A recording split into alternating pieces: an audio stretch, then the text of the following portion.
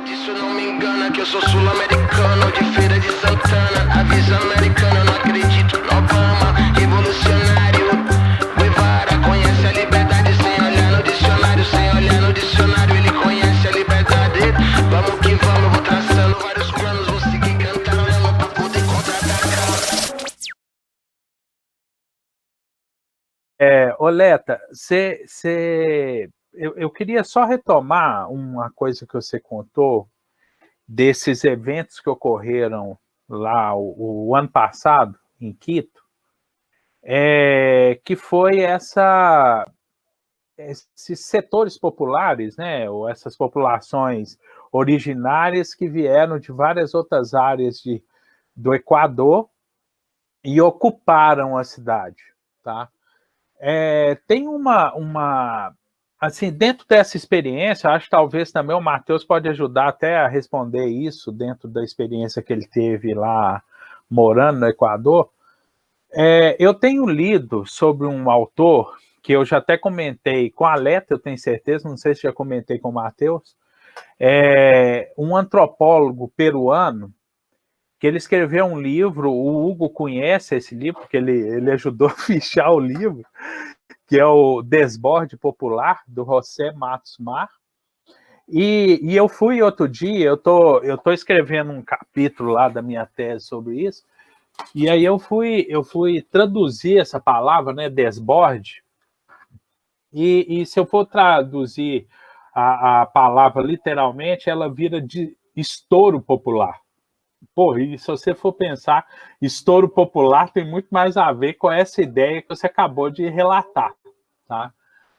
E ele vai falar de um estouro popular que ele assistiu em Lima especialmente, né, no Peru, lá nos anos 40, nos anos 50, e esse estouro popular ele foi perdendo força, assim, especialmente nos anos 70, 80, e caiu numa coisa onde esse trabalho coletivo, essa outra lógica de se relacionar com o território, que vai para além dessas questões individualistas que você pontuou, isso foi se perdendo nos anos 70 e 80 e acaba que as barriadas limenhas, por exemplo, elas caem nesse formato que você relatou muito bem, que a gente assiste nas ocupações aqui de Belo Horizonte, né? Você tem um trabalho coletivo inicial, aquele trabalho coletivo ele se encerra praticamente no primeiro mês e depois cada um vai resolver o seu retângulo dentro daquele parcelamento que ocorreu dentro daquele território. E aí, o que eu ia... Não é nem quadrado, né, Tiago? É retângulo. Cada um no seu retângulo. Cada um no seu retângulo. O que eu ia te perguntar para você, Matheus, também, e retomando a ideia da minga, se essa lógica é uma lógica que vocês percebem de uma cultura desses povos originários que escapa àquilo que o Davi Copenaua fala, e que a Ananda foi ótimo você ter chamado Davi Copenaua para um negócio desse, que é a lógica da sociedade da mercadoria, que nós somos formados dentro dessa lógica, para nós faz todo sentido pensar o tempo todo o outro, ou a relação com o território como mercadoria, e esses processos de ocupação da cidade, desse estouro popular que você assistiu o ano passado em Quito, e que o José Matos Mar assistiu lá nos anos 40 e 50 em Lima, se isso é fruto de uma cultura desses povos originários, onde a apropriação desse território não faz sentido ele ser tratado como um objeto, uma mercadoria. Você sente isso ou eu estou romantizando isso? Tá? E talvez até se no norte, Ananda, lá em Roraima, se os povos originários, os povos da Amazônia também não estabelecem essa relação com o território, que é algo que para nós não faz sentido algum. Tá? Por mais que eu estou falando isso aqui, eu não consigo deixar de pensar o mundo como mercadoria.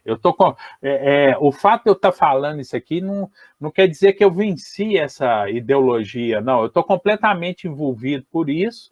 Esse próprio material que a gente está gerando aqui hoje, a gente está pensando nele como uma mercadoria acadêmica, entendeu? Como algo que vai estar ali disponibilizado para as pessoas. Então, é algo que a gente está longe de romper. Tá? Então, é só uma provocação em ver se vocês percebem, se dá para pensar que isso é algo desses povos e que não está aí, talvez, uma questão que é, de fato, decolonial. Dentro dessa discussão que está muito em voga no meio acadêmico nos últimos anos, né? E que é talvez uma questão decolonial da América Latina, e que nos interessa muito nessa nossa sequência de programas do Uns Corre Latino. Uhum. Então, Tiago, eu acho, depois eu quero até ouvir a Nanda e o Matheus também, né? Mas, assim, essa discussão do comum, por exemplo, né, que a gente tem presenciado aqui, né? Cada vez mais gente, estudiosos, falando aí do comum, né? Da gestão do comum, do território como um entendimento, né, de bem comum, né? Para a gente, isso é uma coisa abstrata. Para eles, não é. Para eles, não é uma coisa abstrata. Mas o sentido de mercadoria, né, é elevado na medida que esse comum é cobiçado. Então, isso, inclusive, divide comunidades. Né? Uma das comunidades que a gente visitou, né, no sul do Equador, de El Pangue, que até eu vi uma notinha que o Hugo colocou aqui no chat a respeito da economia do Equador, né? É uma economia extrativista, né? Vai lá, tira o que tem de riqueza, de petróleo, de cobre, de prata, de ouro, né? E isso está ameaçando esse sentido do comum. Mas a comunidade não reage em bloco. Tem muita gente que é seduzido, né, por perceber que isso é uma mercadoria e que supostamente pode até melhorar as condições de vida deles e tal, tá? Então, por exemplo, a mineradora, eles chamam os chinos, né, os chineses, no sul, em El Pangue, a promessa, né, por devastar, por aniquilar, por fazer sucumbir, por né, assim, desestruturar totalmente um modo de vida, é emprego. Emprego na mineradora, que seduz os jovens. Né? E para que ele precisa de emprego na mineradora? Ele precisa de plata, né? Dinheiro. Coisa que é, né, assim, a família dele, os ancestrais dele, ou os pais que estão ali, eles não precisam exatamente disso, eles precisam, a riqueza deles está no território, está no comum. Então, Tiago, você vê o tanto que essa cultura, ela seduz, de fato. Né? Então, assim, ao mesmo tempo que eu percebo a resistência, que ainda é uma resistência poderosa, né? Felizmente, tomara que consiga resistir, você percebe por onde que ela vai sendo minada. Então, eles falam, né? Assim, e eu até ando meio preocupada com isso aqui, porque agora aqui no Reino Encantado a gente está com internet, né? E aí, o tanto que o fato de você estar conectado altera o dia a dia desse lugar. Que eles falam, né? Os jovens estão lá na comunidade, mas estão conectados, cara. E essa conexão, que tem coisas boas, que diga que diga os movimentos, os zapatistas, né? Que se a partir desta conexão com o mundo eles conseguem se proteger, né? De não deixar que uma visão hegemônica diga quem são eles falam por conta própria, né? Então, ao mesmo tempo que tem esse lado bom, que você também percebe nas lideranças lá indígenas, que utilizam fartamente das redes sociais e dos apoios, os apoios virtuais, que eu já estou até em dúvida se serve para alguma coisa, mas enfim, né? Ela tem também esse poder de pessoas que vão aderindo a uma visão que é a visão dominante, né, de entender tudo como mercadoria. Né? Eu queria contar uma coisa rapidinho, de novo, do Davi Copenhauer. Né? Tem uma coisa lá no prefácio daquele livro, que agora eu não vou saber o nome do prefaciador, mas que ele fala que num evento, né, lá quem que era o presidente, um desses presidentes militares, que o ministro do presidente estava lá com a responsabilidade de acompanhar o representante. Figueiredo. O ministro do Figueiredo. De acompanhar o representante indígena, né, que era o Davi Copenhauer, numa cerimônia cívica qualquer, né?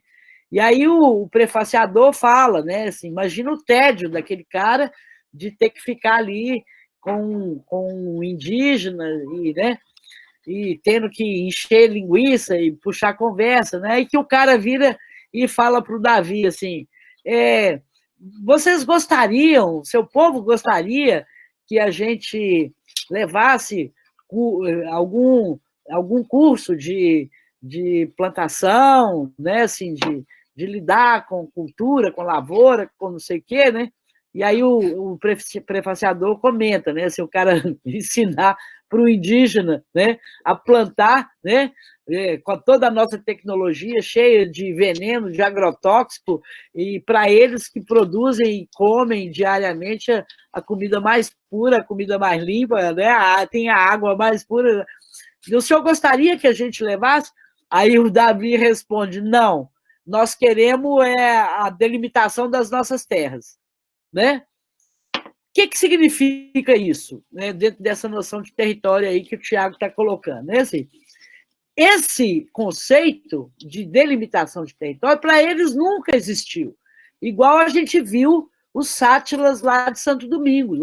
Antes de Santo Domingo virar uma cidade que conecta o Equador de norte a sul, de leste a oeste da serra, antes dele virar isso e crescer numa rapidez que ninguém acompanha, nenhum planejador dá conta de acompanhar o ritmo de crescimento de Santo Domingo, ali só tinha território sátila.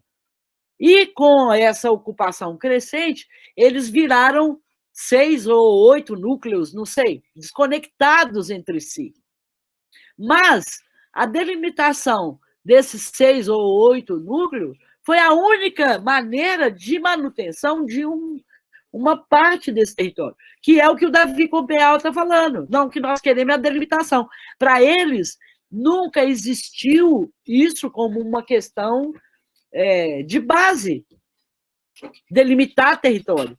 Mas é a única condição de manutenção de uma parte daquilo que eles entendem como território comum. Né?